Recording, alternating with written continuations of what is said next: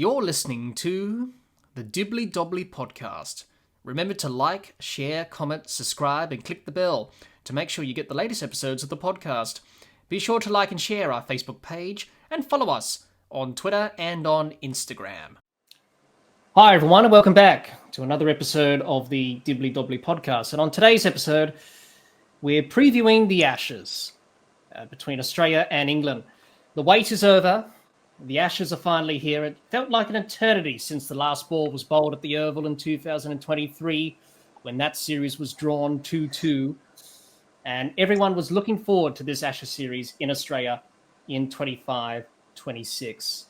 And the questions are, can Australia continue their Ashes dominance over England in England? Can Australia, I should say, continue their Ashes dominance over England in Australia? Or can Ben Stokes lead England to Ashes glory in Australia for the first time since 2010-11 with Bazball? And can he and Brendan McCullum turn England's fortunes around? But this is the most highly anticipated Ashes series of living memory, the 74th Ashes series that these two countries have played since 1882. And people will remember this series for a long time. But we're excited. We can't wait. It's like Christmas. It's always that type of feeling when it's an Ashes series in Australia. And joining me to preview and discuss this Ashes series, this highly anticipated Ashes series, is good friend of the podcast and passionate Australian cricket fan, Jihan. Jihan, welcome. It's great to have you back again. Thank you very much, Jack. And I'm really looking forward to this chat about the Ashes squads and the preview to the series. And I always enjoy talking cricket with you. It's one of the things I look forward to the most, if I'm honest. Well, that's very good, Gian, to hear. And I'm sure everyone will share the same thoughts as well when listening to the podcast, as they should. And it's always fun talking about cricket, but this series is highly anticipated. I'm excited. Jihan's excited. We're all pumped and we're ready to go. And as we record this preview, it's on a Friday, November the 14th. It's a week until that first test begins in Perth on Friday the 21st. And we can't wait. And we're going to talk about that in this episode today of the podcast. And talk about how Australia and England will go about things in this Ashes series and how they will approach it. And more importantly, the key players, the batters and bowlers who are going to make a difference in this series, because Ashes series are always won on key moments and key players that stand up. And we know that throughout the years. But before we do all that discussing and talking about the squads, Jihan, first of all, let's reacquaint ourselves with pretty much the fixture across the 5 test matches, and just let everyone know where the test matches will be played and when they're on. So basically, the first test will be in Perth at the new stadium. It will be the first time that Australia and England have played at the new stadium, and that will be on the 21st of November. The second test will be a day-nighter at Gabba, and that will be on the 4th of December. And then the third test will be in Adelaide, just before Christmas on the 17th. And that's not a day-night test this year. That's in Brisbane. So the Adelaide test will be a day test this time around. Then you have the Boxing Day test in Melbourne. That will be on the 26th of December, of course. And then the 5th and final test in Sydney for the New Year's test on the 4th of January. So mark those dates in your calendars if you're listening, because you don't want to miss out those 5 test matches in this Ashes series. So that's the fixture for this series for the Ashes. Let's quickly have a look at the stats in Test cricket between Australia and England. Head-to-head record overall in Tests for Australia and England, 152 wins to Australia, 112 to England. And both teams' records in Australia in Test matches, it's 99 wins to Australia, 57 to England.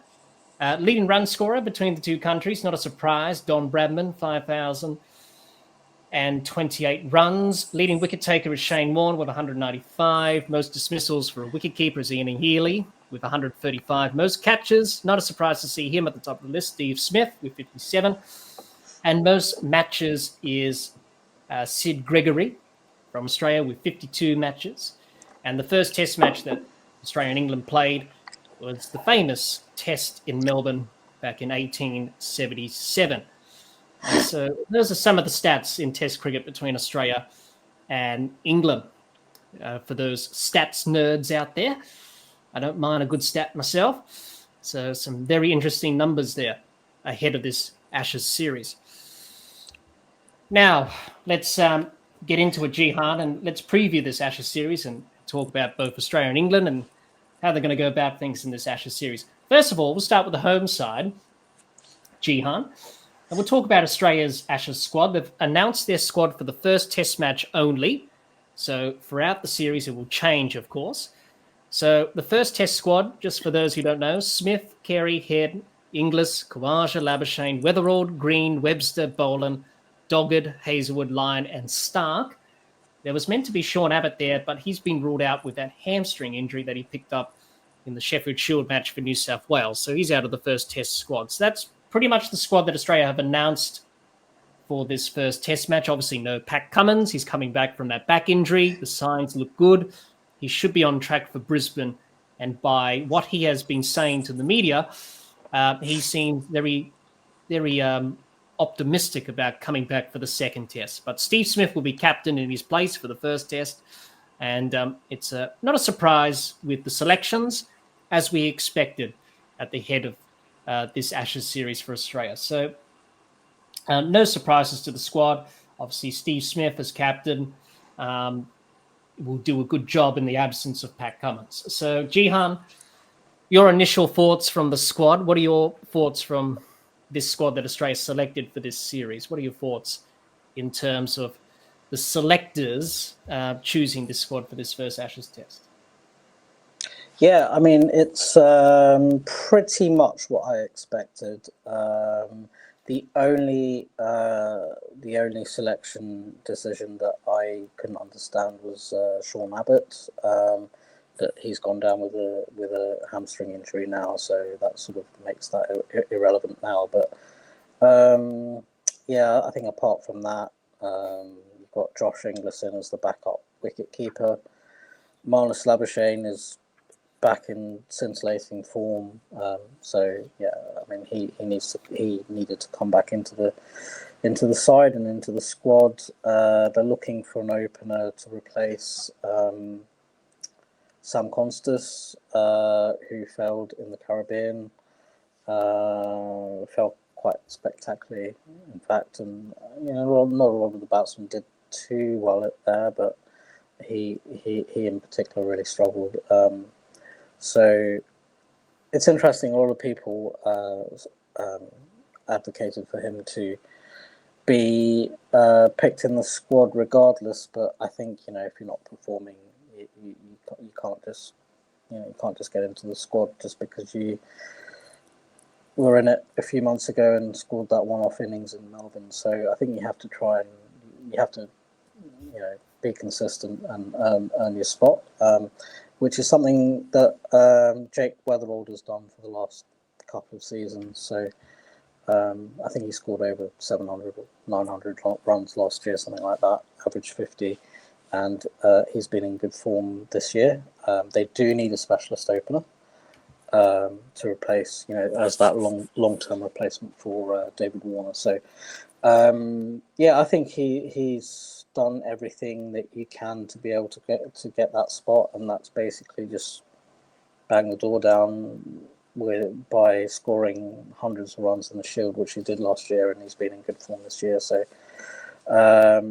yeah, I think he's deserved that. I think the only person that probably may have been pushing him a little bit was Matt Renshaw, who started off the Shield really well.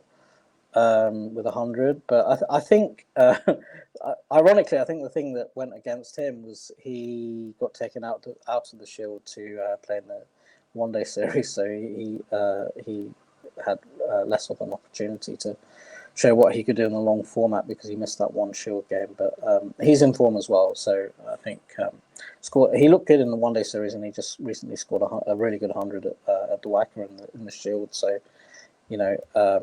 if they need another opener or one of the openers fails, then he can definitely slot back in there. Apart from that, Scott Boland, in for. He was always going to be in the squad as the extra fast bowler. With Cummins being away, Brendan Dockett, I think he has consistently been good over the last few years.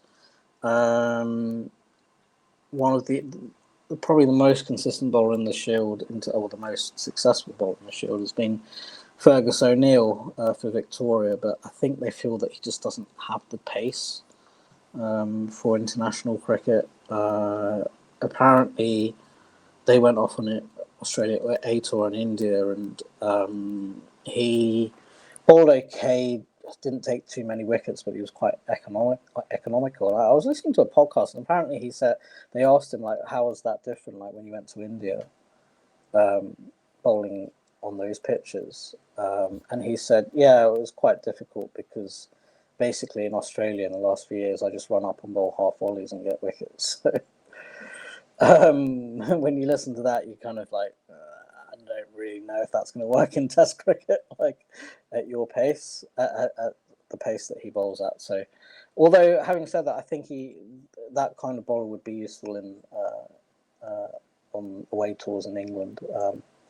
Brendan Dockett, I've seen a little bit of footage of him bowling, and I don't know if you've seen him bowling, but to me, his action reminds me a little bit of Chris Wokes.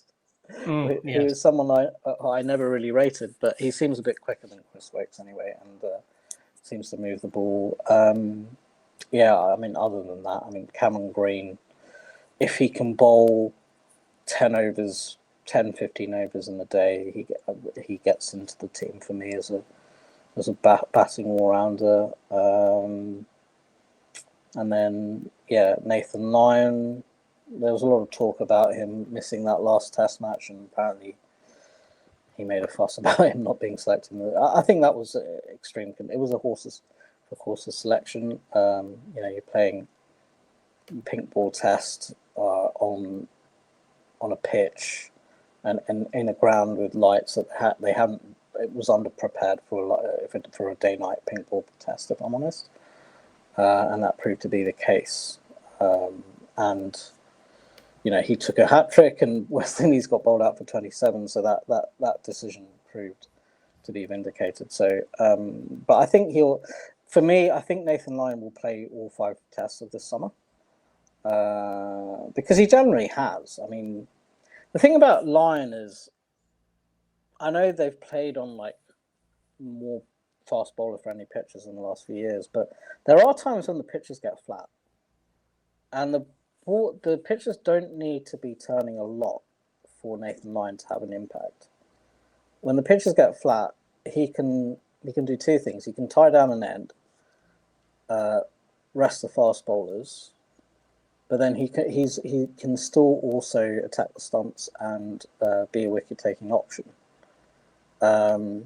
Which even last year he did that in the Melbourne Test when the wicket flattened out. So I think I was thinking to myself, is there any Test where he probably may not play? But the only thing I was thinking of was maybe the Brisbane Test, because it's a day-night Test with the pink ball. But even then, I don't know if you remember that Test match against Pakistan a few years ago in Brisbane, day-night.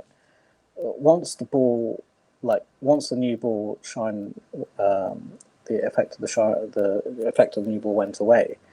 It really flattened out, and Pakistan was set 440. They nearly chased 400 down, Pakistan. Yeah. It wasn't until Mitchell Starc got those wickets and then Australia won.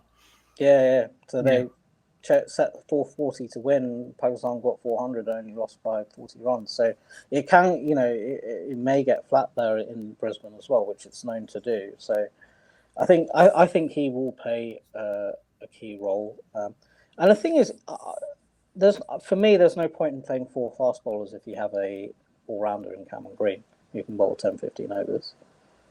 So I think there's nothing unexpected in that squad apart from, as I said, the selection of Sean Abbott. For me, actually, I was thinking, I have a bit of a left field selection for that extra fast bowler. I was looking at the Shield scores, and you know who's been bowling really well recently? It's Riley Meredith for Tasmania, and he's got pace. Like, I know he's got pace, and I was looking at his stats, and he's not going for a lot of runs either. He's bowling tight, and he's getting wickets. And I think against England, who are going to play this, crash bang wallop style of cricket, it's going to be a lot easier for them to do that against medium paces on a flat pitch. So I think if it gets flat, it's going to be the pace bowlers that worry them. So I thought that Riley Meredith could have been an option, but he didn't play in the last round of the Shield. So, and this is a problem for a lot of the fast bowlers that are coming through the system. Jar Richardson is a perfect example. They just can't seem to stay on the park for too long. And maybe that's a result of too much T20 cricket. I don't know. I mean, I think that's probably contributing. But yeah, I think, all in all, this is it's a solid squad. I suppose now that Sean Abbott's injured, they're going to have to bring someone else in. And I don't know. I'm not sure who that's going to be. Do you have any thoughts about that? Yeah, could be Michael Nessa, maybe. Yeah. It could be him that comes in. Could be an obvious replacement for Sean Abbott. But we'll have to wait and see on that. Come when we get a bit closer to that first test. But my thoughts, pretty much standard Australian squad, as you would expect. Yep. Obviously, Jake Rotherwald being the new guy to open. He's done pretty well in the Shield. Last season, he got 900 runs, was leading run scorer. Yep. And last year's Sheffield Shield, 906 runs, averaging 50, 300s, 350s. So he's definitely justified his position in the squad, and also a potential debut with Usman Khawaja to open the batting.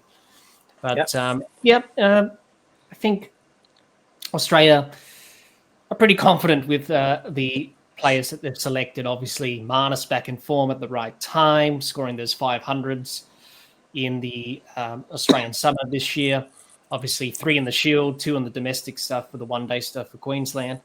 So he's hitting his straps at the right time. Steve Smith scoring 100 and a couple of 50s for New South Wales in those 2 Shield games that he's played. Cameron Green, that Shield match against WA and Queensland, he got 90-odd.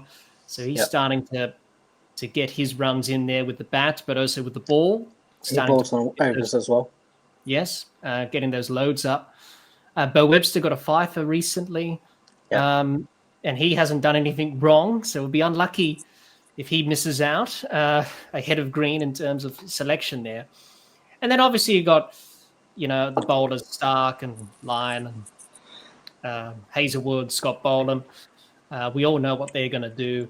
Then you've got Travis Head. He's going to have a big series like he did 4 years ago when the last Ashes series was here in Australia. Carey, so crucial in the middle order there at number 7. And obviously Josh Inglis as well, backup keeper, but also can bat as well. Usman Khawaja is getting on a bit in age, but if he can stick around like he did last summer, and also what he did 2 years ago in England, where he scored over 400 runs in that Ashes series 2 years ago. Usman Khawaja. Well, I mean, he was the reason that they didn't lose that series. Yes, he scored 496 runs. He scored 100. He was pivotal in that game at Edgbaston where Australia won by 2 wickets. He's frustrated England so much that Ollie Robinson just had to... Even if he's not quite at his best, and obviously you don't get better when you get older as a batter. That's just the way it goes. But, he'll be hoping to stick around and build that foundation at the top of the order. So I think Australia have got all bases covered. And obviously Pat Cummins to come back in when he's ready, probably the second test in Brisbane. It looks promising, and he's pretty convinced about the rehab and what he's doing with that with his back. So that will be a good addition for Australia. But without Pat Cummins, it's still a pretty good attack anyway. We know what Scott Boland can do. He took 6 for 7 last time 4 years ago. He could do the same again in Melbourne. they've got all bases covered there, Australia. Has he got a statue there now? Well, I think if he does it again, he'll probably have a statue. If he does it again, Scott bowled superbly in that debut test, and on a pitch that did do a bit. It did move around a bit, had a bit of grass on it, and the Melbourne pitch has been like that over the last few seasons. But it'll be interesting to see how Australia better prepare against Bazball. I thought 2 years ago in England, even though they won the first 2 tests, but then after that it sort of went downhill, didn't quite handle Bazball in the way they would have hoped after those first 2 tests. I think this time around they're better prepared. They know what to expect. And obviously different conditions, being in Australia where pitches are doing a bit now, whereas in that last series the pitches were quite flat in 2023 and they didn't really do much, didn't they? So I think they're better prepared this time. Also, there's been some debate about Smith and Cummins' captaincy. I know a lot of people have made that point about Smith is a better captain than Pat, and obviously what happened 2 years ago with Pat, especially that test at Old Trafford where things just went badly wrong. People have questioned about, probably it's not a bad thing that Smith is captain rather than Cummins for this first test. But people have talked about that. And their captaincy records are pretty similar in terms of test cricket. Cummins, 37 test matches, 23 wins, 8 losses, 6 draws. Steve Smith, 40 matches, 23 wins, 10 losses and 7 draws. So they're roughly the same in terms of their overall captaincy in test cricket, and pretty much the same in Ashes cricket as well. Both of them with 5 wins each from 9 games for Pat Cummins and 6 games for Smith in terms of captain in an Ashes series. So in terms of the win-loss, they're pretty much the same on the stats there, but people have made that observation there, Jihan. So your thoughts on that about Bazball and how Australia will better handle it 2 years on, and also about Smith and Cummins' captaincy and their approaches towards Bazball as well. So your thoughts on that? No, I think I have no doubt in my mind that Smith is a better captain than Pat Cummins, tactically at least. And he has captained a few times when Cummins has been available in the last few years. And I did mention this at the time, but I think it's easy to say this in hindsight, but this is one of the problems about making a fast bowler a captain, because injuries are going to happen, and then they're not going to be there all the time. And even the ODI side, he's officially the captain, but he's missed a lot, whether that be resting or recovering from injuries. I think tactically Smith is a much better captain. He's got a lot more experience. He's less defensive than Pat Cummins. I think where they're going to... when you look at what they'll miss with Pat Cummins not playing the first test, it's more... He strengthens the batting, for sure, when he's batting at number 8. Instead of, now you're going to have Mitchell Starc batting at number 8, who's not as consistent with the bat as Pat Cummins. Pat Cummins scores a lot of runs under pressure, which he's proved time and time again. So that's one thing. He's also got this sort of ability to, with the ball, when the wicket's really flat and nothing's happening, the team are getting away from you, he can just sort of the opposition team, getting away from you. He can just put in a spell where he just brings you back into the game with like a 5-4 or 6 with some short balls or with just some hitting length consistently sort of thing. And he's done that a lot over the years. That's particularly when there's nothing in the pitch, nothing's going Australia's way. He did that in the World Test Championship final. I don't even remember that. Australia got balled out when the ball was swinging around all over the place under the lights in the first innings, and then the sun came out, and South Africa had a chance to get away from them, and then he bowled this incisive spell on day 2, I think, to bring them back into the game, where he took 5 or 6 wickets. And I think they even got a lead. They got a lead, but unfortunately, as luck would have it, when they went out into the bat in the 3rd innings, got dark again and floodlights came on, and that was too much for him to do. Like, he did enough in the 1st innings to get him back into the game, but it was a struggle after that. But he's a kind of bowler that can, when the wicket's doing nothing, the ball is old, he can get you back into the game with an incisive spell. I think that's what they will miss from him being in the side, because at times, even with their great bowling attack, when the wicket gets flat, they can look a bit toothless at times. If they're good batsmen that get themselves in. I mean, it happened in Perth last year with Kohli and Yashasri Jaiswal. Happened in Sri Lanka a couple of years ago when Chandimal got that double 100.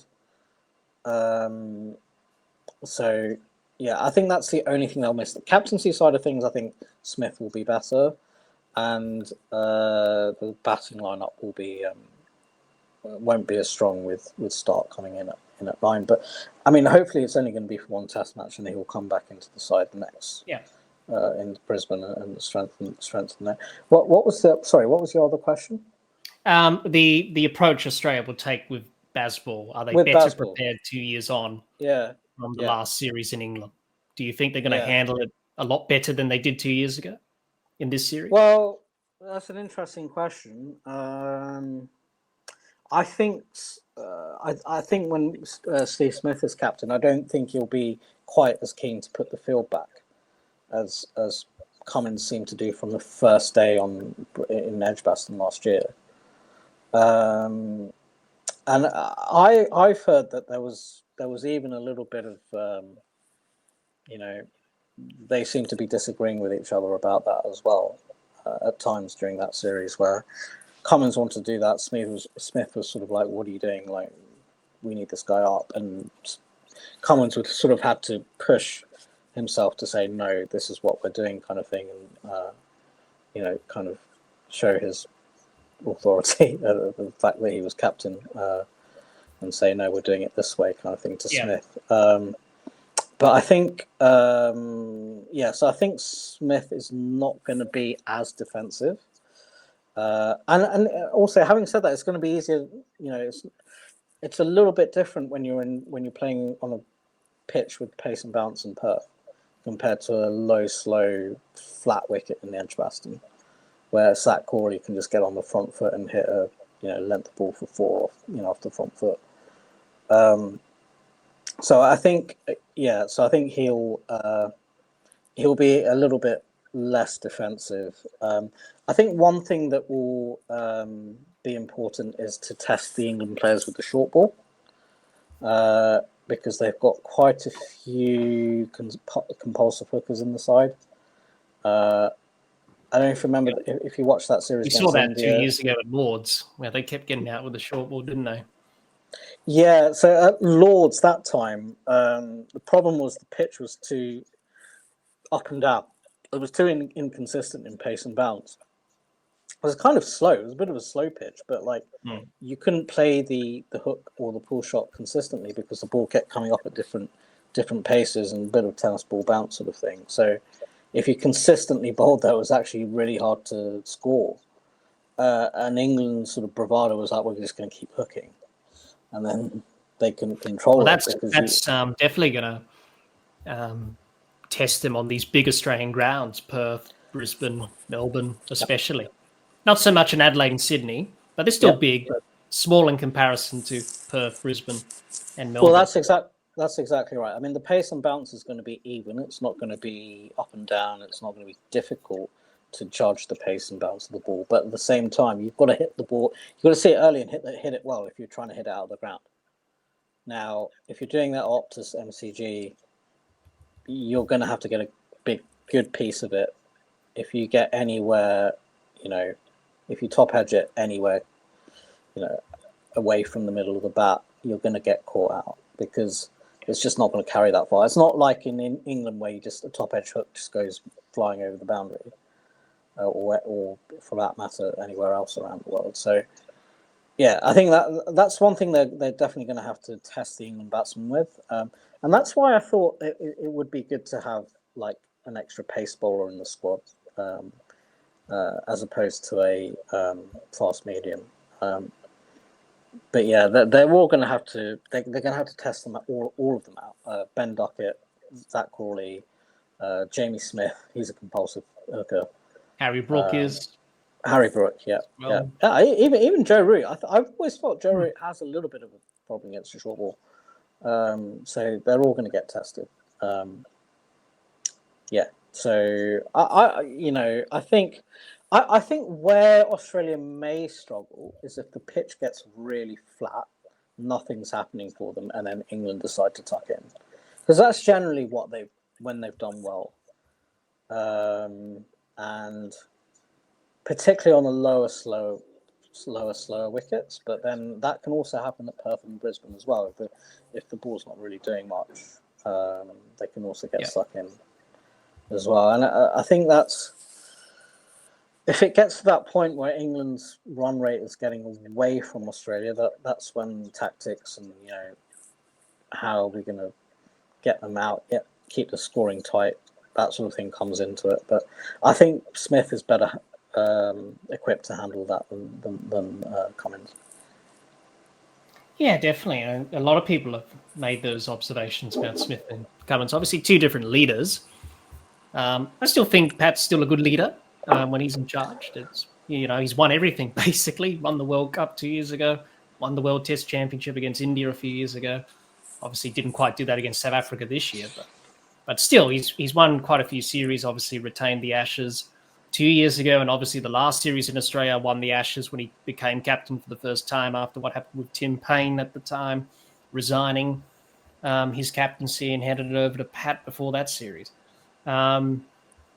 Obviously Australia would have learnt a lot of lessons, especially from Old Trafford in that test match, and how to handle Bazball a bit better. And Smith, obviously, we know what he's like as captain. He's very, very good in terms of the tactics and the tactical side of the game, and he knows what he wants from his plans and his fielders and where he wants to put them. And no doubt he will definitely analyze that as we come closer to this first test and work out a plan. But I'm sure Australia will handle it a lot better than they did 2 years ago. Maybe it was a little bit of arrogance from Australia 2 years ago, and say a lot of people said at the time, even Australian fans said, then England not going to handle Bazball. Well, in the end, it was really quite the opposite. Really, it was Australia that didn't handle it all that well, and particularly from the third test onwards. Last three tests. Yeah, definitely. And obviously Australia got lucky with the rain at Old Trafford. Otherwise, it could have been a 3-2 series loss. But the weather intervened. So we don't want to bring that up again with our England listeners. But it rains. But anyway. We play a test in Manchester. What do you expect? Yeah, of course. It always rains up there, up in the north. Manchester in England, in Lancashire. So anyway, I think this time around they'll be a lot better equipped to handle Bazball, especially on these Australian pitches that do a bit now. We've seen that for the last couple of summers. And also the Kookaburra balls, it doesn't get soft easily anymore. It's still hard for longer, and it does a bit for longer. The seams pronouncer, there's a bit more lacquer on the ball. So, they've got that in their favor as well. And, they're better equipped to handle that. And we saw that last summer against India. When Australia were under pressure last summer against India, even though they won that series 3-1 in the end and were the better side, when India were fighting back, Australia were able to get out of those pressure moments and be able to seize those moments. A prime example of that is in Melbourne, where they, on that last day, were able to get those wickets when they needed to, when the pitch was a bit flat. And obviously Travis Head got rid of Richard Pant with a long hop, and, good catch from Mitchell Marsh out there in the deep. And then obviously I think the wicket of Jaiswal, controversially at the time whether or not he hit it or not, or some people said optical illusion. That was when clearly Pat out. Cummins got him out, that sort of changed the course of the match. So I think Australia are better equipped in terms of handling the pressure moments better than England. You were going to say something there, Gian? No, I was going to say when it got flat with a bit of turn on the last day, Nathan Lyon played a role in that match as well. So I think he you can't ignore Lyon and say, oh, the pitch is going to be green, we don't need him. It's not really going to be like that. You need a good spinner. And Australia learnt that lesson at Old Trafford, remember, where we didn't play Todd Murphy? And look what happened. So I don't think they're going to make the same mistake again. And they didn't play a spinner at all? I don't think they did. Yeah. I think from memory, they didn't play Todd Murphy. They played all quicks. Yeah. We didn't have a special spinner at all in that test. I mean, that's just asking for trouble, isn't it? Mm. So I don't think they're going to do that again this time around. I know the conditions, and obviously people said, well, last summer he didn't really have a role to play. But he did have a role to play throughout the series. We saw that in Melbourne, where he got those wickets. He even got the last wicket of Siraj, LBW. Yeah. So Nathan Lyon is reliable. You're not going to drop someone who has 500 test wickets next to his name. So he'll be keen to play this first test after missing the last test. And you jog my memory there, Jihan. Of course, he didn't play that last test in Sabina Park against the West Indies, didn't he, in that day-night test? So he'll be eager to play, and no doubt he wants to play.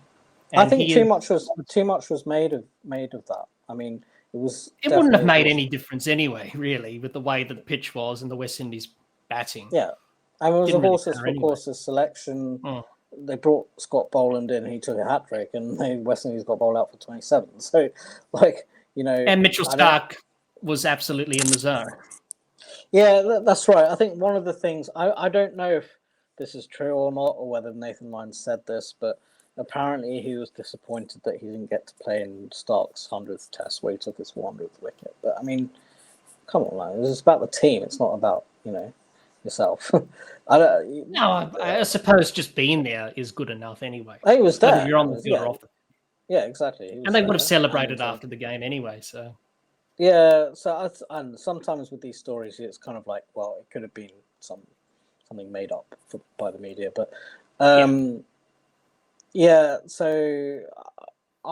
that Jamaica test that's an anomaly when you look at it. I mean, it was obviously a very fast bowler friendly surface and match, and for that reason they wanted to play an extra cricket, and it paid off in the end. So I don't think we should be reading too much into that. I know he didn't play a lot against in the preceding summer against India, but he still did play a bit of a role. And actually, when you look at it, he outbowled the Indian spinners in that series. Oh, he did, yeah. He outperformed Jadeja and he didn't play a huge role, but he still played a little bit of a role. And I think particularly where you need Lyon is when the wicket gets flat, and you need to rest the fast bowlers, and also on day 5 when you're trying to win the game. That's where you need Lyon. You need a good quality spinner. Full stop. Yeah. Yeah. And obviously this Ashes series, his overs are going to be more important, along with Green and Webster for the all-round combination there, because of this long series, and trying to rest Boland, Starc, Hazelwood, and Pat Cummins when he does eventually return. You need those overs, and part-time from Marnus and Travis Head as well. So Nathan Lyon is definitely going to play a big role, as he always does. He's in the top 3 leading wicket takers for Australian Test cricket, for crying out loud. So he must be doing something right, and he's played over 100 tests. So, for me, he'll play all 5 tests. He should play all. Unless Sydney is like an absolute green top or something like last year, but even then, I don't think it will be what it was last year against India. I think they overcooked that one. I think it'll be a bit different this time around. Yeah, but no, he will definitely play. I think he definitely should play in Perth, because that's like the venue where he's got the best record. And the bounce, the bounce that he gets, the extra bounce, like in Brisbane as well. So similar in Brisbane, day-night test in Brisbane, but it can get pretty flat there with the pink ball. But the interesting one for me is going to be Adelaide, because I don't think they've played a day test there for a while. I'm trying to think. The last time one they was did. against the West Indies back in 2022. Right. That And was what the happened last there? one, I think, which was a day test in Adelaide. They Yeah. like to alternate it every year in Adelaide. You know, Right. day-night test and then a day test because they just want to change it up. So, And was that a but it flat will be track? interesting. But I think it will be similar to what you'll see with the day-night wicket in Adelaide. You know, a bit more grass on it, and you know, as they do with the pink ball to protect it. But you know, I think the last day test there against the West Indies was back in 2022, and No, I'm just looking at it now. That test was actually a day-night test, 2022.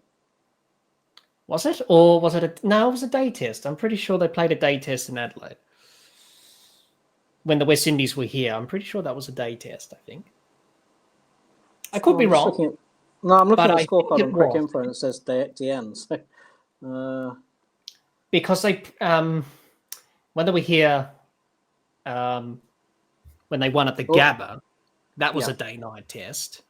But the tour when they won at the before, Gabba, where did they play the first test? they played in Perth, I think. The 22 series when they were here, because they did back-to-back, didn't they? So the 22 one, they played in Perth, and that's where Smith and Marnus got 200s and piled on the runs. The next test was in Adelaide, and that was a day test. No. I just looked it up. The one you're thinking of was actually last year. It was the 24-25 series. Oh, was it? Yeah, so that was a day test. Well, no, excuse me. Last summer against India was a day test. Day-night test. And when the West Indies were here in 23, 24, they played the day-night test in Brisbane. Yep. No, so 24 it was 24. First test was in Adelaide, day test, and Australia won by 10 wickets. Oh, yes. Now it's coming back to me. Yes. Then they went to Brisbane and they won. Yes, that one, that's right. Sorry. So so that actually wasn't that long ago. That was January 24. So that's you're right. 2 years ago. I thought that was the case because that confused me a bit there because they came back in back-to-back years, the West Indies. Yeah, no, that's right. No, so the one in 22 was a day-night test in Adelaide. Yes, it was, correct. That's right. And when they came back Michael in Nessa getting some wickets towards the end of that. Yeah. And then when they won at the Gabba, I'm just looking at this day-night test. That's right, yeah. I'm just looking at the scorecard from the day test, Adelaide, the first one, last year or 2 years ago. And Hazel got 4, Cummins got 4, Stark got 1, bowled them out for 188. And Australia only got 280, and that was because Travis Head got 120. And Shimar Joseph got 5 wickets in that. Yes, he did. And then West Indies got bowled out for 120, Hazelwood 5 wickets, and then Australia only had to chase 26 to win in the 4th innings. But so it looks like there's still something in there for the fast bowlers, even if it's a day test in Adelaide. Yeah. There's always something in there. Yeah. Irrespective of day night or day test. So it's pretty much the same, really. So it'll be interesting to see how it plays come that 3rd test of the series. But yes, if people were listening, me and Jihan trying to rack our brains over, was that a day-night test or not?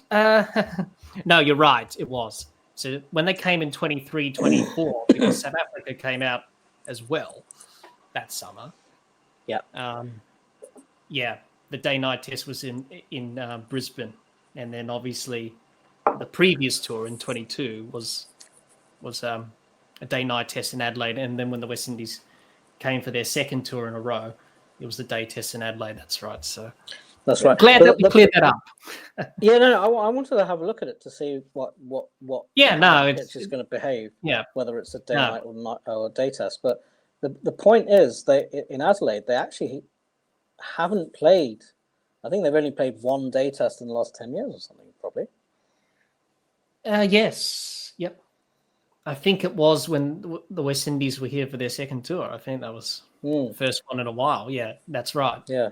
And this year for the Ashes, not a day-night test. That's in Brisbane, I suppose, because of Brisbane's, not going to be here after the Olympics in 2030. So they wanted to send it off in style for its last Ashes test, I suppose. And obviously Adelaide likes to alternate between day tests and day-night tests. Yeah. Purely because they want to change it up and make it convenient for people, I suppose. Yeah. Irrespective, the pitch still plays similar, as we've already discussed. If it's a pink ball or red ball, so it'll be interesting to see. Because they've left a lot of extra grass on the pitch since the pink ball test came in, I think. Yeah, if I'm right. Yeah. They have. They've added a few mils of grass on the pitch there in Adelaide. Because back in the day, it used to be so flat. Yes, it used to be served flat back in the day, and then obviously spin would come into it towards the end of the test. Not so much anymore, but there's a bit of something in there, as we've seen in all the pitches around Australia in the last couple of years. I remember one test match. I think it was maybe 2012 against South Africa, where Australia scored like 470 on day one or something. It was ridiculous. Yeah. And David Warner got 100 like before lunch. Yeah. They were playing Bazball 13 years ago in that one test match. They were. And then obviously Faf du Plessis held on his debut test, which it was. That's right, yeah. And they drew the match, and then they went on to win the series in Perth after Brisbane was drawn as well. Yes. And obviously Ricky Ponting retired in Perth that summer. Yeah, that's right, yeah. Yeah, it's not the case anymore in Adelaide. It's not as flat as it used to be, but it did host one of the best test matches we've seen in Ashes cricket, obviously, and those in Adelaide back in 2006-07. And that was flat. And Australia were able to win that test in the way they did. And everyone knows how that test match went, really. So after Peterson and Collingwood scored some big hundreds and double tons, and then Australia scored a few hundreds in their innings, and obviously Warney did what he did, and then Hutsey hit in the winning runs. Famous test match where Australia had no chance of winning, or no one really believed that anyone could win, but they did, and they went on to win 5-0, as they did in 2006-07 after losing the urn in 2005 in an amazing series, which is 20 years this year. Jeez, it's a long time, isn't it, Jihan? It was just like yesterday. Yeah, I know. I was 17 at the time. Yeah, when that happened, and it was just for me. It was sort of like I couldn't believe Australia lost to England. Yes, no, that's true. Just you don't expect Australia to lose an Ashes series, but I suppose it was a good thing for the Ashes at the time that England won a series after so long. Which they did under Michael Vaughan. So, Jihan, before we wrap up about Australia, got to talk about the key batters and bowlers. I'll start off. With the batting side of things, I think Smith definitely going to have a big role to play. He looks in good touch coming into this series. You've got Travis Head, who had a good series 4 years ago. I think he's going to do that again. Marnus, who's in good touch with those centuries this summer. I think those three are going to be the main ones that Australia would definitely hope for in this series in terms of productivity with the bat. And then obviously you have the others that will chip in, like Khawaja and Weatherald and Alex Carey and Cameron Green or Bo Webster if they play and do their job. So I think those three, Smith, Labuschagne and Head, are going to be the key there. The bowling side of things, I think everyone's going to be the key. Obviously, Scott, Boland, Josh Hazlewood, Mitchell Starc, Nathan Lyon, even Pat Cummins when he returns. They're all going to be the keys for Australia anyway. And obviously, Green and Webster for their overs in terms of, giving the other bowlers a rest with their all-round capabilities there. So those are my key batters and bowlers for Australia, Jihan. What are yours in terms of the batters and bowlers for Australia? Yeah, pretty similar. So I think the engine room is going to be in the batting is going to be Labuschagne, Smith, Head 3-4-5.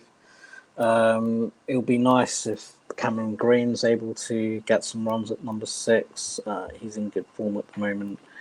I think Carey is going to probably play a vital role with the bat as well.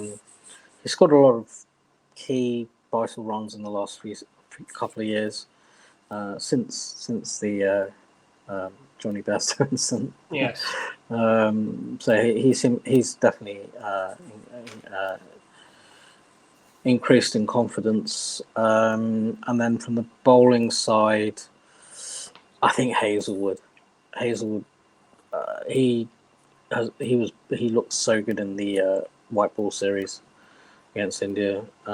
Stark bowled pretty well in the that ODI in Perth. So those two with the new ball Lions always going to be decent. And then I suppose first Test match, Scott Boland. He's going to be key as well. The question is going to be whether England are going to be able to take the attacks at him or not. I think with Scott Boland, if he's able to bowl a decent bouncer, if he can bring that into his armoury, then that probably can try and nullify a little bit of the that sort of England sort of attack mindset towards going after him. But he didn't really do that much against India, really. He didn't bowl a short ball to India last summer, I don't think. Scott Boland. Yeah. So I don't. It was always like in the wicket, just a little bit, and he was able to extract that and be successful, especially to Virat Kohli. Got him out for fun in that series. So, so I don't think that's like something that he bowls a lot. But I mean, if he could develop that, he definitely can. He just needs to practice it a little bit, I suppose. But and then use it when England are walking, like when Zach Crawley or whoever are walking down the wicket towards him. Or you could have Alex Carey up to the stumps. He's been up to the stumps to Scott Boland on a few occasions. That could be a tactic. Yeah, that as well. England batters in their crease. Although, having said that, that's going to be difficult on the cricket pitches. That's going to be a lot easier to do in Sydney, Adelaide, MCG probably. But I think if he can just because he's always going to be able to bowl that consistent line and length and challenge the bat. But I think what England are probably going to try and do is if he's just sort of bowling that consistent line and length, ball after ball, they're going to use their feet. They're going to give themselves room to try. They're going to try and play him as if it's an ODI or T20. And he's going to have to come up with a way of tackling that. I think it's going to be about Hazelwood and Stark once Cummins gets back in the side. The three of them, it's those three are the main threats in terms of fast bowling against England. Yeah, definitely, and I think everyone would agree with that, Jihan. So that's pretty much our thoughts on Australia in terms of the squad that they've selected for this first test, and also the key players throughout this series as well, with both Bash and Ball, and how they're going to approach this Ashes series. No doubt they've got all bases covered. It's just about whether or not the top order can click in terms of Khawaja and potentially Jake Weatherald as his new opening partner. Can set the foundation for Smith and Labuschagne and Head and Carey to follow, and also Green or Webster if they play. So that's going to be important. Also seeing off England's bowlers, especially Jofra Archer, in terms of his pace. If they can see him off in his initial spell and make the England bowlers come back and bowl more, then I think they're in with a good chance. And obviously their bowling attack is class, and we know what to expect from them. And they should be able to take 20 wickets, no problems. Especially what we've seen in the Australian wickets over the last couple of summers. It's definitely going to be hard work for the England batters if the Australian bowlers get it right. So Australia looking good, and obviously the start as favourites to win this series, of course. given that they've won the last few series against England in Australia. So we shall see how Australia perform. Let's move on, Jihan, and talk about England and talk about their chances in this Ashes series. Talk about their squad, key players, who's going to make a difference in this series. But first of all, let's recap England's squad for this Ashes series, the squad that they've selected. So Stokes, Brooke, Crawley, Duckett, Pope, Root, Smith, Bethel, Cass, Jacks, Archer, Atkinson, Potts, Bashir, Tongue, and last but not least, Mark Wood. I don't think anyone was surprised by the selections for England. Maybe some people were surprised at the selection of maybe Will Jacks, potentially. I think people questioned about him in terms of his selection. But apart from that, it's pretty much what people expected, really, that England would have selected for this Ashes series. And can England win for their first series in Australia since 2010-11? Well, it's probably their best chance to do it with Ben Stokes and Bazball and Brendan McCullum and the new brand of cricket they've been doing. Best chance in years, but it does come down to if England can win key moments and if their batters can hold firm. Can their bowlers get 20 wickets? And that's been the problem for England for some time in Australia in terms of that. But they've got Archer and Wood to inject that pace in terms of the pace department there. They do have limited experience of players who've played in Australia before. The only ones who've played in Australia previously are Stokes, Root, Pope, and Mark Wood. And that's about it. And Zach Crawley. The rest of them haven't played in Australia before in terms of Test cricket. They have played international cricket in Australia, of course, ODIs and T20s, but they haven't played a Test series for the first time until now. So they do have some inexperience there when it comes to Australian conditions. Obviously, some concerns with Mark Wood in terms of his hamstring complaint. That's not good going into the first Test. Obviously, Wood and Archer are the big weapons for England in terms of the pace department. And if one of them goes down, that's not good. And Mark Wood has got a question mark over his availability for the first Test, but also maybe for the series. We don't know as we record this preview. They've got a good chance, England, but it's whether or not Bazball can, hold up to the pressure that Australia will bring. And especially in these conditions where we've seen batting in Australia not as it used to be, Jihan, as we've discussed. Pitches are no longer flat. Pitches have a bit of something in them now. We've seen that over the last couple of years or last few years in Australia.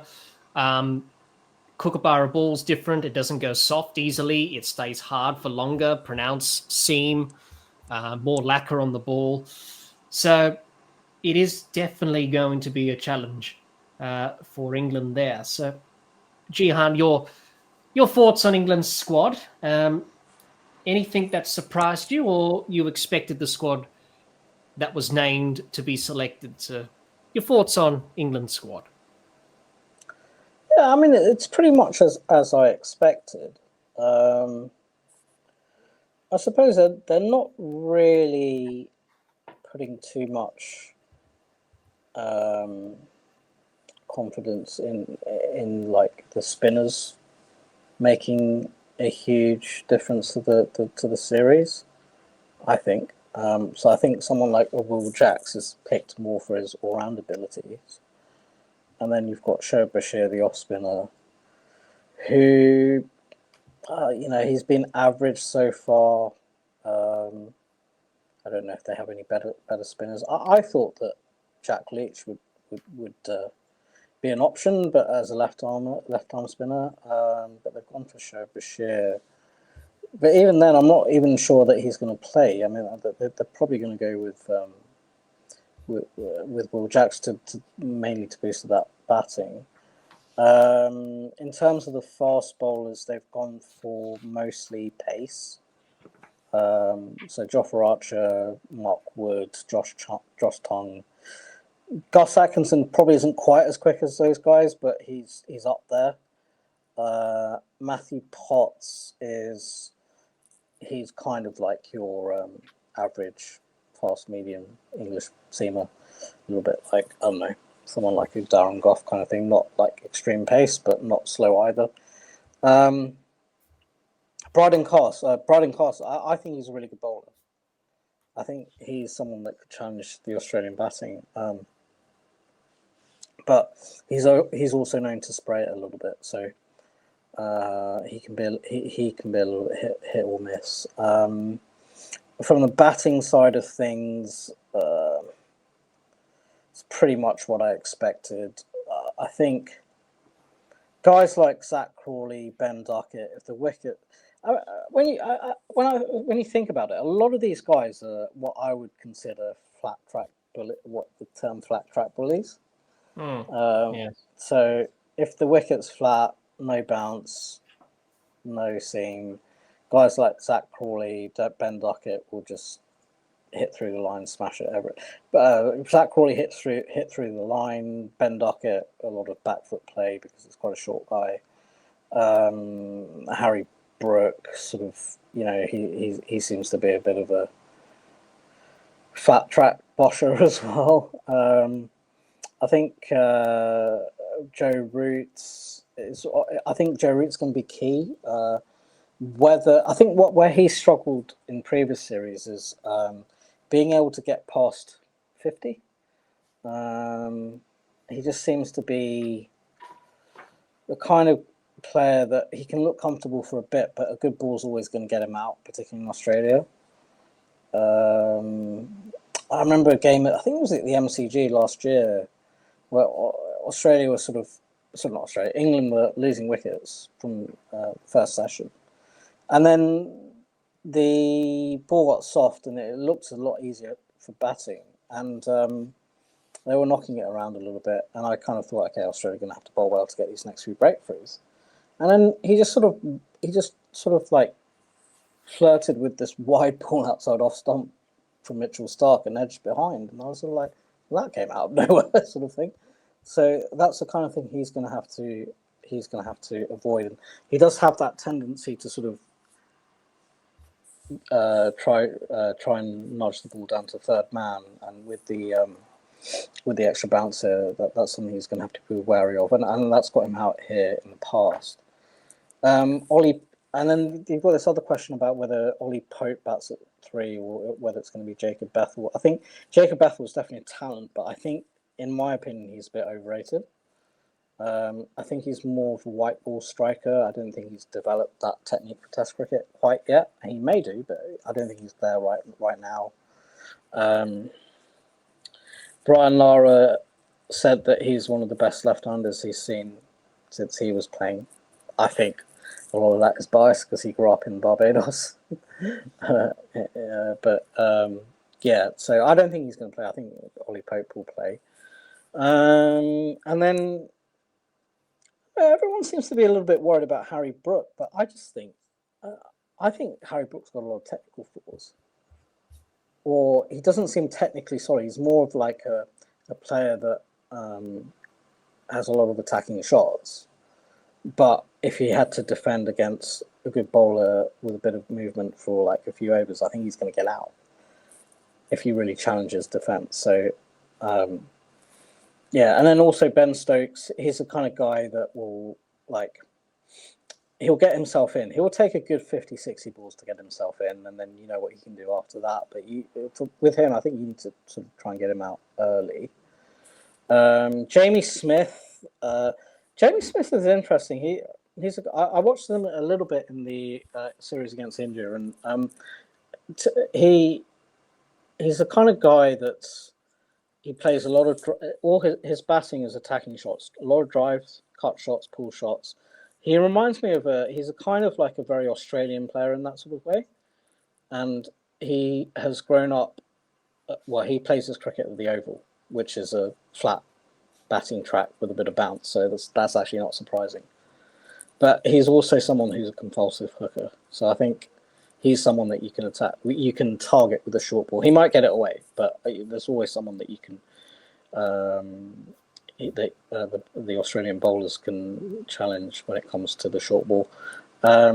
He also seems a little bit in terms of his defense, he's a very good driver. He's very good with the attacking shots, but I'm not sure if his defense is particularly secure. So that's something that they can target as well. Just that, the sort of Hazelwood length outside off stump. But yeah, I mean, I think looking at the squad, pretty much what I expected. I think for me, the question for me is whether the England fast bowlers are going to be able to put in a performance across 5 Test matches without breaking down over the course of 5 Tests. And that's been a particular issue for Jofra. I mean, Jofra Archer has barely played any Test matches in the last 5 years. Mark Wood hasn't played for 6 months or something. Gus Atkinson is a guy that when he's played too much, he starts bowling 80 miles an hour as opposed to 85, 86, 88 miles an hour kind of thing. Like, there's a visible difference there. I think Josh Tongue sort of reminds me a little bit of a young Harmison. He's got pace, but he can be erratic. Yeah.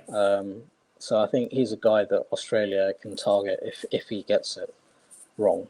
If he's not bowling accurate, if he's not able to hit 11. I think England's most dangerous bowler is Braden Carse. If he's another one that can leak runs, but if he gets it right, he's consistent. And he's sort of the workhorse, really. He bowls a lot of overs. I've noticed when I've seen him. Well, this is the thing. He's another guy that's less injury prone compared to the other bowlers. So if he goes well, he'll be there for 5 Test matches.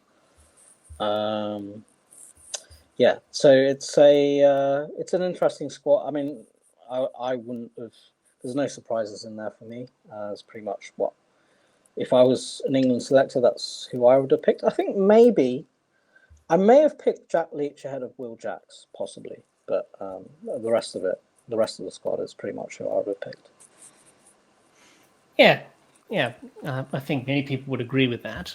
Not many surprises there, but it's whether or not Bazball will finally work, whether or not Bazball will finally end up in this series, Jihan. I know we did an episode early in the year when we talked about Australian cricket, and we talked about the Ashes a little bit at that chat that we did at the time, whether or not Bazball will work in Australia. So it was sort of a project that when Stokes and McCullum came in, it was a bit of a project to get England cricket back on track. In those early 2020s, when they came together, Stokes and McCullum, they won a few series here and there, but nothing major. And they've provided some entertainment at times, but also made a lot of people frustrated in terms of being in winning positions and then throwing it away. The prime example of that was the last Test match against India. They should have won that Test match, but they didn't in that run chase. So it's an interesting one, whether or not Bazball will cease after the end of this Ashes series. I thought the last series 2 years ago in England was sort of Bazball's sort of moment, really, Jihan, I thought. And then whatever happened there would be it. But I feel like that Bazball has sort of worked towards this as well in terms of how England will go in Australia and what happens if they lose or win. Will it continue or will it cease? But if they don't win, probably those questions will have to be asked. But I don't think Stokes and McCullum were going to get sacked anyway, unlike their predecessors on previous tours like Joe Root and Chris Silverwood the last time they were here 4 years ago. They both got the boot, so to speak. What? So you don't think they'll get sacked if they lose 4-0 or 5-0? No, I don't think they will. I think. Okay. I think they will. Of course, you'll say that, Jihan. I don't think they will. It's whether or not Bazball will probably cease to be a thing. Really, yeah. That's the question. Whether or not they continue on with this experiment or continue on with this method. Because it's sort of working towards this crescendo. It's pretty much how it will go in Australia. But I've got a feeling if they don't do well in this series, which is a possibility, we can't rule it out, given their past history. Questions will have to be asked. But I don't think I think Ben Stokes, he's already got a new contract for England for the next 2 years anyway. So he wants to play on for the next 2 years, regardless of the result in this series. And obviously, Brendan McCullum's got 2 years left on his contract, I think, as coach. So I don't think they're going to go anywhere anytime soon. But questions will be asked, as they always asked when England don't do well in Australia. So I think everyone's talking about that. What are your thoughts on that, Jihan, in terms of Bazball? Do you think it's probably going to end after this series, or do you think, it will continue, but maybe in a different approach? So your thoughts on Bazball's sort of lifespan, really, and whether or not it will continue or cease after this Ashes series, irrespective of England's result. Yeah, it's an interesting question. I was thinking about this the other day, and I think if they lose really badly, like 4-0, 5-0, something like that, they are going to have to change the way they look at the way they play and look at Test cricket. I think it's interesting that you say that McCollum's contract's been extended for 2 years. I think it has. I think he's got another couple of years left to run, I think. Yeah, and I think I think if they lose really badly, I personally think Ben Stokes should be sacked as captain. And then they probably need to rebuild from there. Whether it's going to, I don't think it's going to work in Australia. I was thinking about this. I think the only way it could possibly work is if the wickets get really flat, and then maybe one of the Australian bowlers go down with an injury or something, and then they really take the attack to the bowling. Yes, but we're probably not going to see that. It's probably not going to be as extreme as it was in that 2017-18 test in Melbourne. Remember when Cook got 200 and it was an absolute road?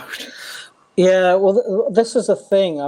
It's going to be very difficult to do that, I think, in the first 2 test matches in Perth and Brisbane. If anything, that may happen after that. But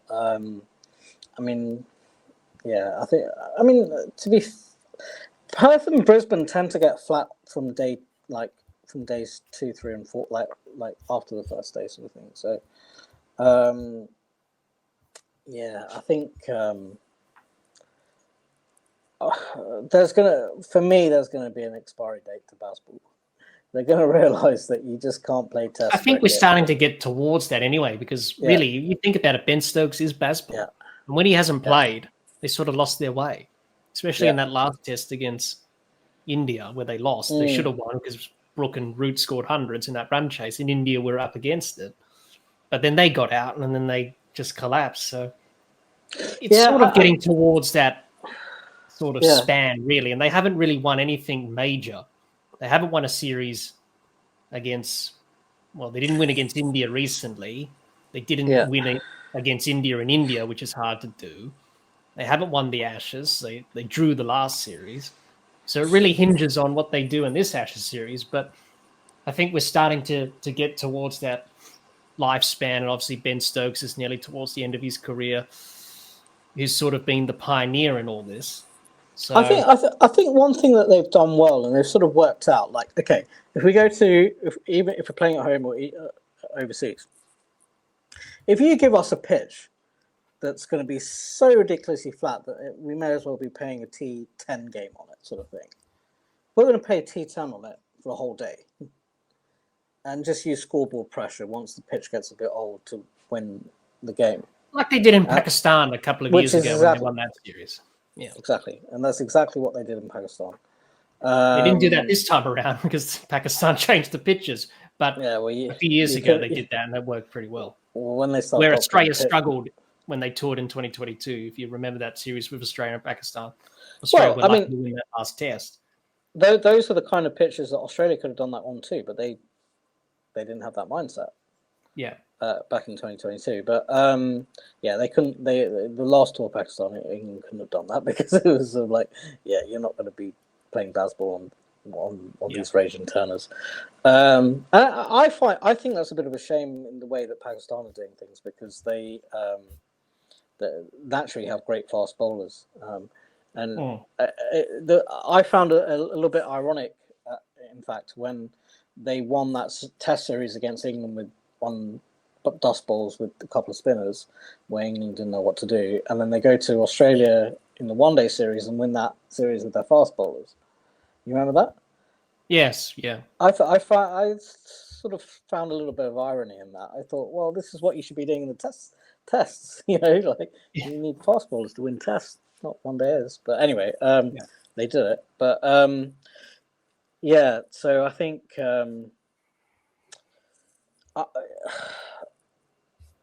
it's one of those things, isn't it? It's sort of, when you look at England's white ball cricket and their one-day side, their one-day side is terrible now, right? They're really not. Oh yeah, they had a bit of a terrible series in New Zealand recently. God, their top order were knocked over. Yeah, so easily. Exactly. So it's one of those things where, like, that phase of, we've got this great theory of how to play cricket, with basically all-out slogging is, whenever they realise they're crap, they're just like, oh, let's just do all-out slogging for a while. They did that in one-day cricket, managed to win a World Cup by, But that was different with Morgan. He was a different leader to Stokes. Was it that different though? Like, it's pretty much. Well, not really, but I suppose with Morgan and the one-day team they had that won the World Cup, they just had different players, I suppose, like different players, Bairstow, Plunkett, with their bowling and others compared to the Test side. But I think it's the same kind of strategy, tactics.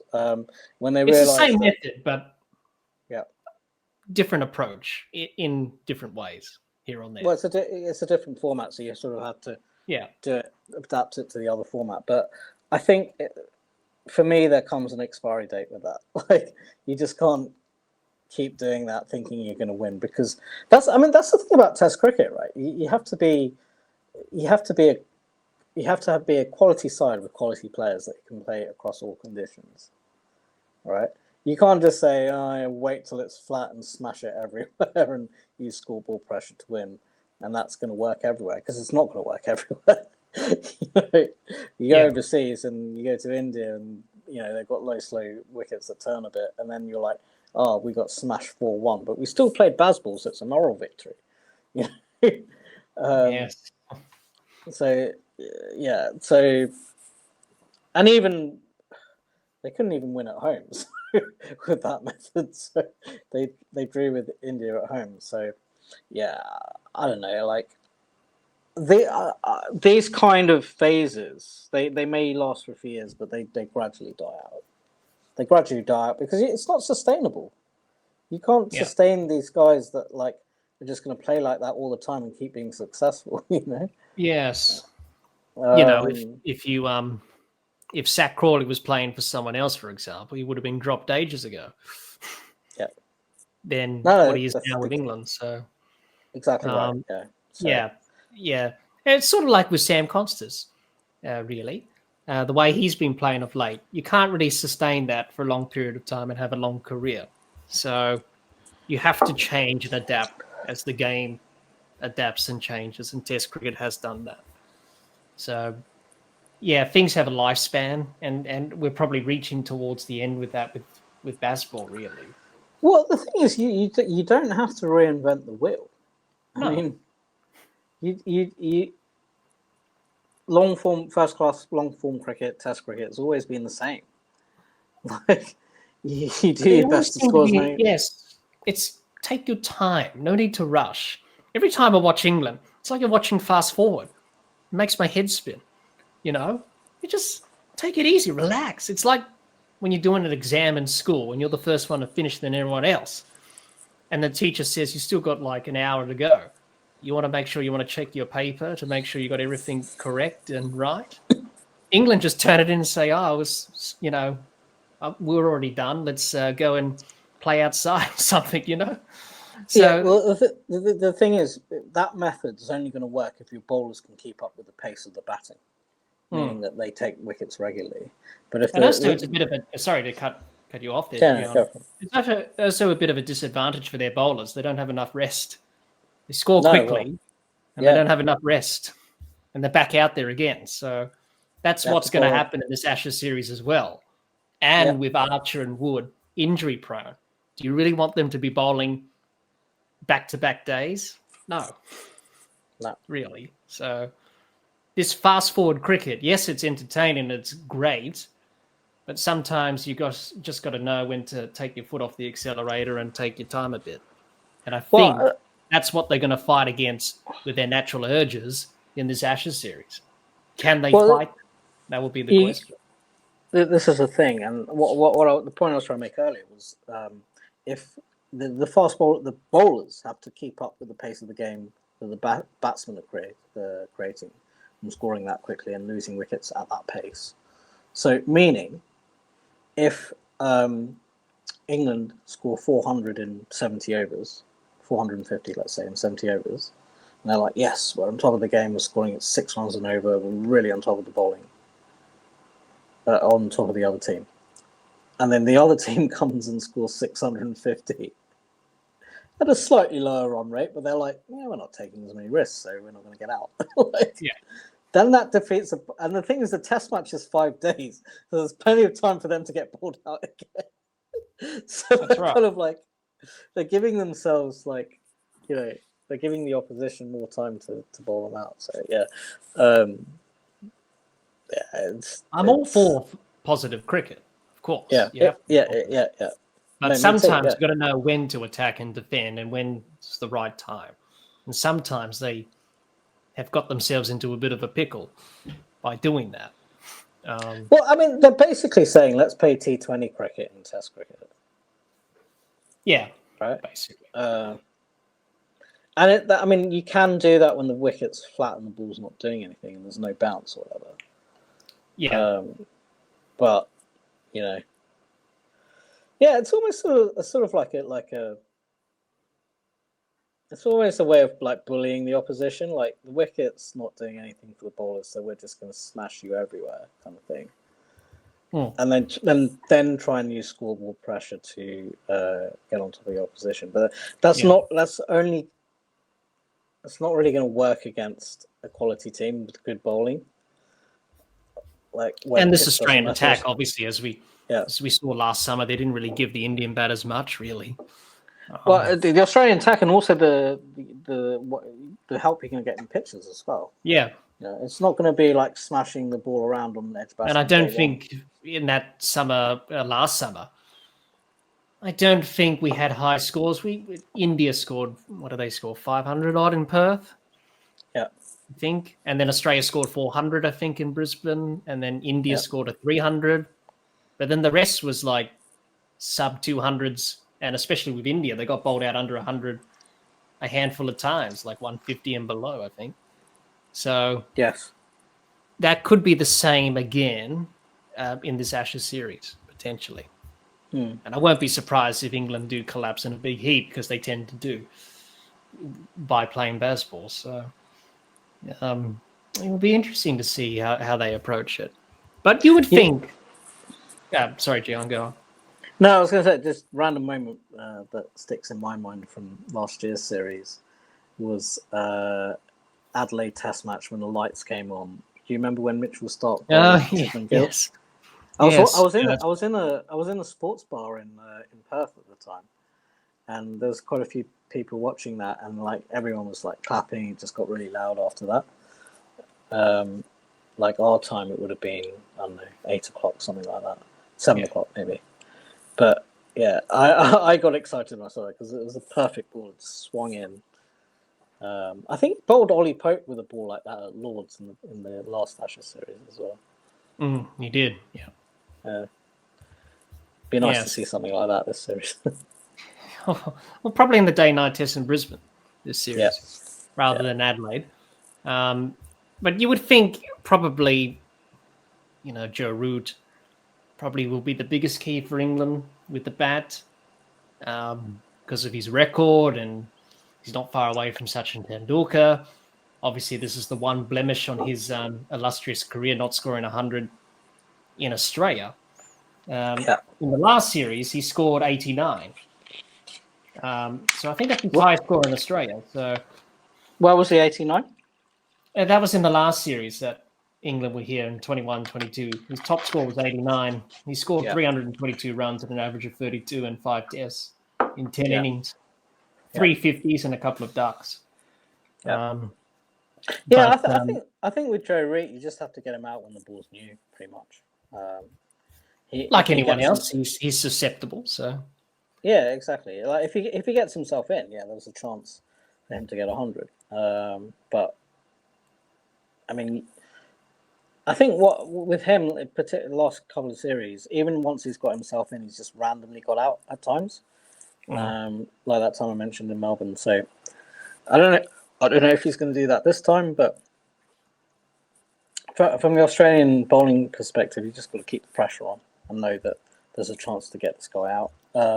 Even though he's the second highest run scorer in Test cricket of all time. So, and even if he doesn't score 100 in Australia, I don't think that defines him as a player, to be honest. There have been many greats who haven't scored hundreds in particular countries, like Ricky Ponting, for example. I don't think he scored 100 in India. He did. And he was still a great player. He did score 100 in India. Yes. Did he score 100 or he didn't? He scored 1, I think, in 2010, I think it was. Yes. Yeah. It's the match that they lost like ridiculously when they lost by 1 wicket with the 10th wicket. Oh, that's right. Yes, Laxman was batting at the end, wasn't he? Yes, he got 100 in that game. But when he got that 100, he looked so like you could tell it meant so much to him because it was his first 100 in India. Yeah, as I was trying to say. Obviously, my memory was rejogged there from UGN. Of course, he did. Yes, but it doesn't really define you if you don't score 100 in a particular country. So you'll still be a great player if he doesn't score big runs in this series. But you would think he'll score some runs and make a contribution here and there. Whether or not he can score that 100 remains to be seen. And then obviously you've got Ben Stokes, who will be crucial with both bat and ball. I think more so with the bowling side. We talk about Archer, and obviously Mark Wood's got a question mark with that injury, but I think Ben Stokes is the key really with his bowling because he comes on and bowls those spells and he picks up key wickets here and there. It's whether or not he can control that stubbornness, which I think he has a bit there, in terms of reining it back, in terms of not overdoing it, in terms of injuries we've seen him. Do you mean over bowling himself? Yeah, pretty much. And, realizing when the right time is to stop rather than being stubborn and just saying, I'll just keep going until I break down. And that's got him into trouble. So, but he will be the key as well as the other bowlers to try and back him up. So that will be the question mark there. But we know what he's going to do anyway. Then you got Brook and Smith and Duckett and Crawley will do their thing. Pope, he's a bit hit or miss, isn't he? And then if Jacob Bethel comes in and plays a role, he's got a bit of talent, but he'll be tested. Hasn't played in Australia before. And then you've got Will Jacks, who's played a bit of Test cricket, but will be tested if he gets an opportunity. So plenty of questions for England to answer, and whether or not they can answer them in this series remains to be seen. But I remember last time Ollie Pope seemed to have this huge issue against Nathan Lyon, which I couldn't understand at all. He just had no idea against him. Even like when the ball wasn't turning and like it would be like 20 overs in, he had no idea how to play him. So yeah, if he plays, then that's going to be a match up for sure. Yeah, definitely. I think they'll be a bit more competitive this time, England. I think everyone will agree with that. I think they're definitely better than they were 4 years ago. Let's put it that way. And I think since 2010-11 for the first time, they are going to be competitive. It's just whether or not they can win those key moments and whether or not the batting can hold up and the bowling can stay together for 5 tests. Those are the question marks and the questions that need to be answered from an England perspective. So that's pretty much England, Jihan, and given our thoughts about how they'll go about this Ashes series. And I hope everyone listening and watching got a lot out of it when me and Jihan were discussing England and their chances in this Ashes series. Now, Jihan, let's move on to our series predictions and talk about our predictions for the series in terms of the series winner and who will be the leading run scorer and leading wicket taker for both countries. So we're going to discuss our predictions there. I'll start off with my predictions, Jihan. I think Australia to win at least 3 test matches. I'm not going to do a Glenn McGrath and say they're going to win 5-0. But based on recent history, you wouldn't go past that. But I'm not going to be ambitious like Pidge. I'm just going to say at least 3 test matches. You win at least 3, you won the series. And that's all that matters. So I think Australia win at least 3 tests, and then they've won the series. Whatever happens after that doesn't really matter. You've already wrapped it up. No, hold on. You got to give a scoreline. 3-0, 3-2. Well, I like doing that, Jihan. Just saying 3 test matches at least is good enough. A scoreline, maybe 3-0. Question marks on the weather in Brisbane and Sydney. No. So I would say 3-0. Question marks over Brisbane and Sydney's weather at this time of year. Yep. So 3-0, 3-0 to Australia. So leading run scorer, leading wicket taker for both countries. For Australia, I've gone with Smith. He's an obvious choice, leading run scorer. Bit of a tight one between him and Travis Head, but I've gone with Smith. He's got that look in his eye. He seems to wanting to have a big series. And then Mitchell Starc for the leading wicket taker. I think Starc is going to have a good series. Just the way he's been bowling recently, I think he's in the best form of his life, to be honest. The way he bowled against the West Indies, yes, the West Indies are struggling.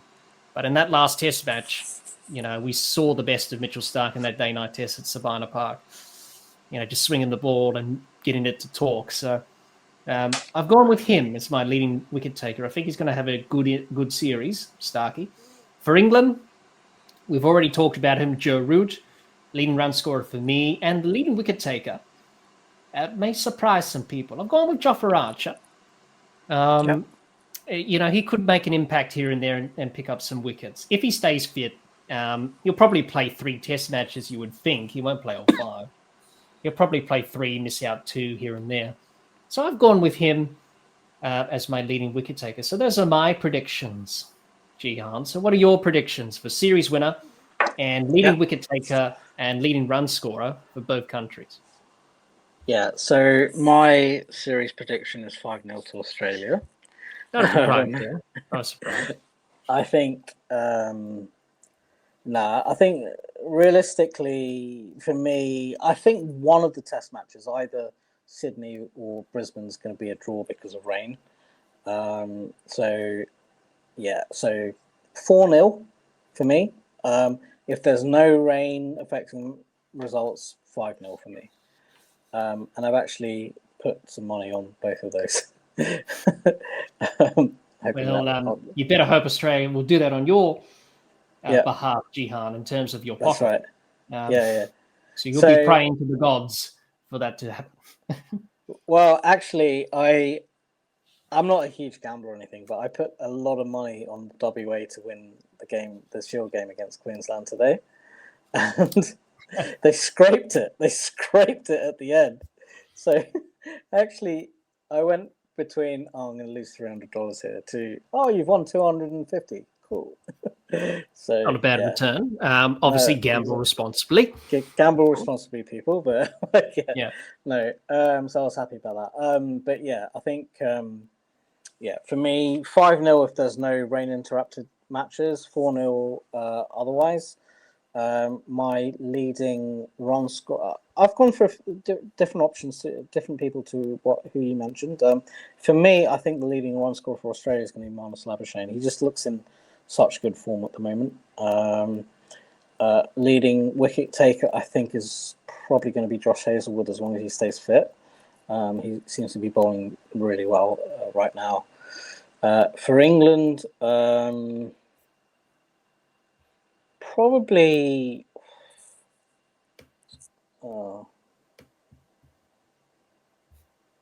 I'm going to say Bryden Cast. Nearly went for Mark Wood there, but I think Bryden Cast, because he's someone who's less likely to be injured early on. I think he's going to play the most in the series. So Bryden Cast as a bowler, and then the highest run scorer.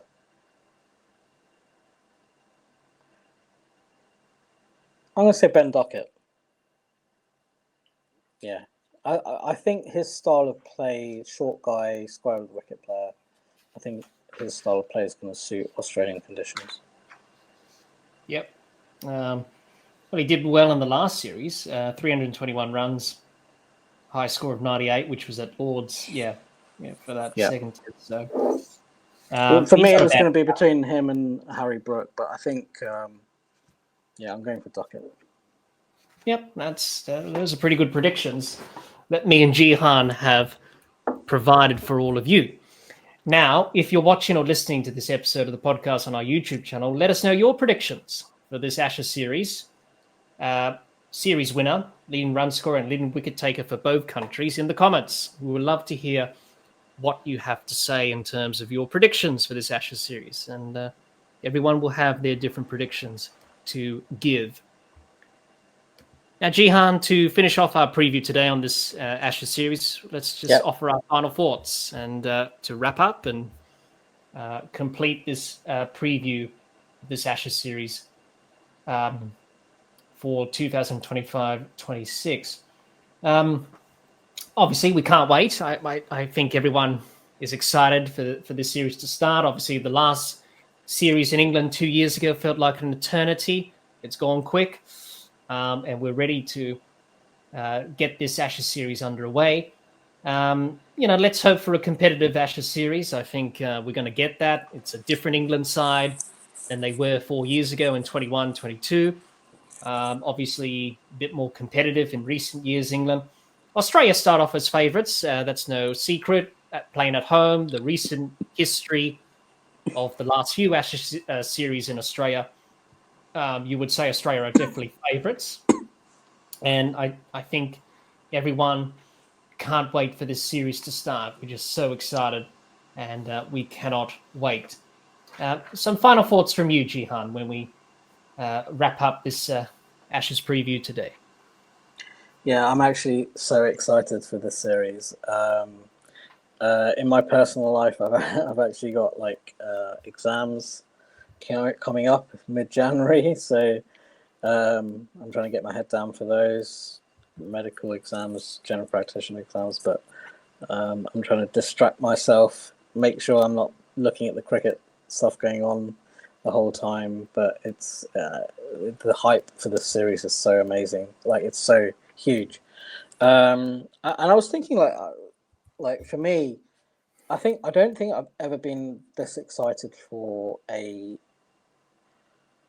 I was going to say an Ashes series, but I think a series in general. I don't think I've been this excited for one since probably the 2009 Ashes series, when Mitchell Johnson had just destroyed South Africa, and I thought they're going to come here, and at that stage, Australia had only lost to England in England once, and I thought it was time for them to recorrect that and reassert their dominance, and I thought through Mitchell Johnson they were going to do that. Unfortunately, it didn't turn out that way, but I was so excited about that series when it happened. I remember that first Test match in Cardiff, and I was at Cardiff Uni at the time.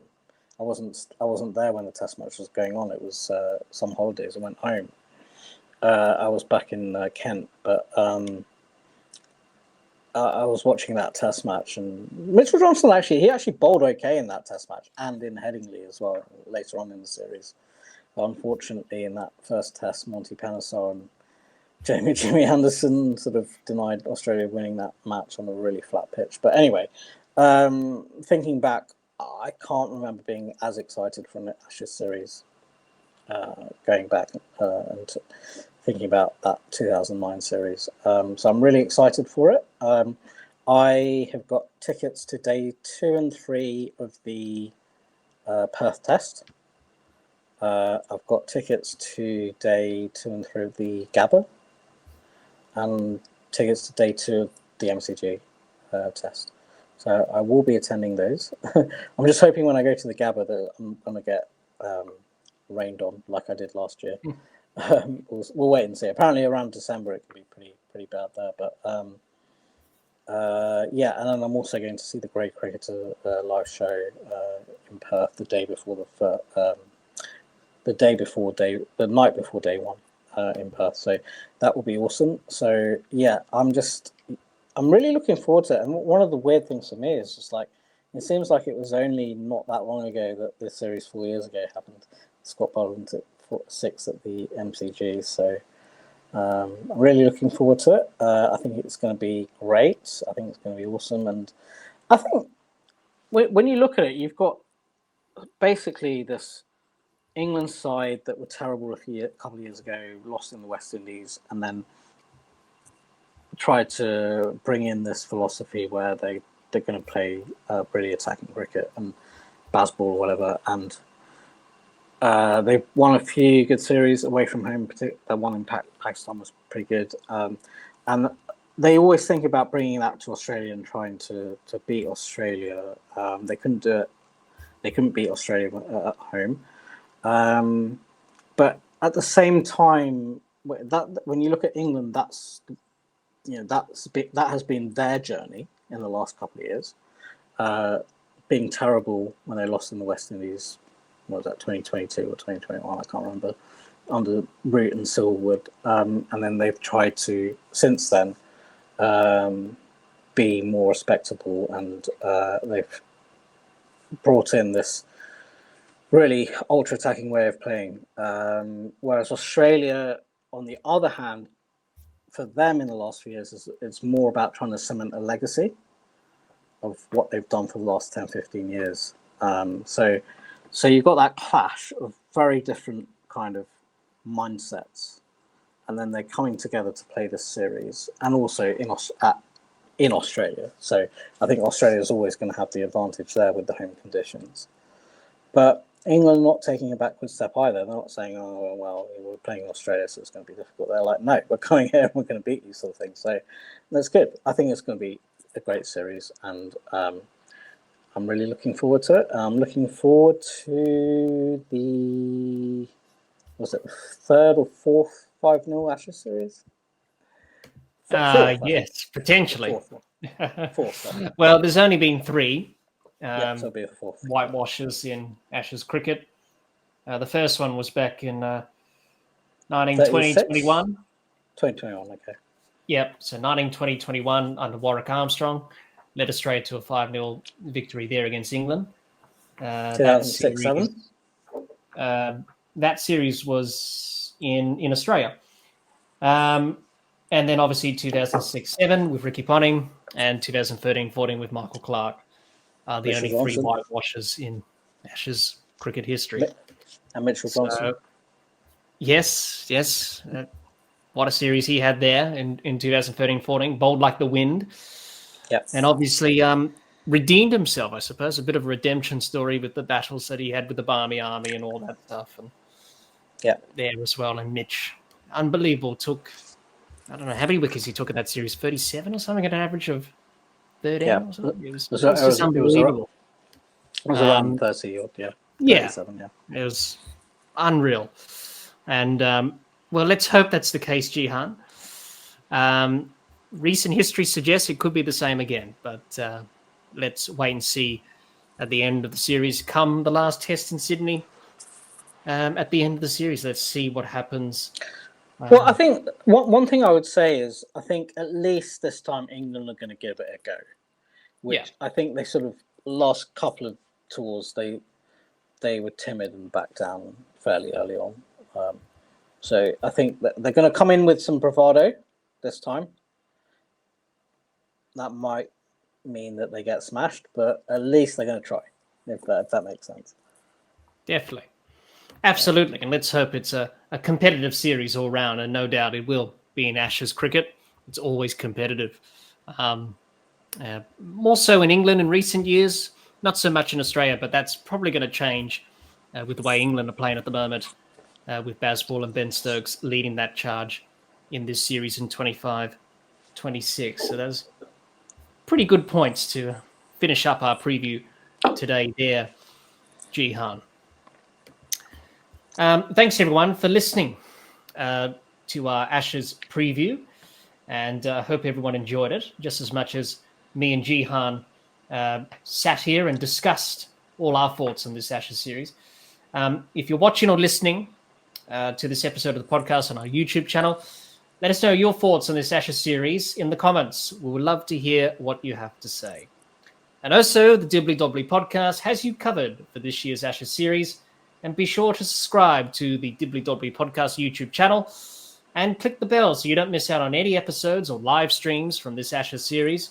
Also, like and share our Facebook page and follow us on Twitter and on Instagram as well.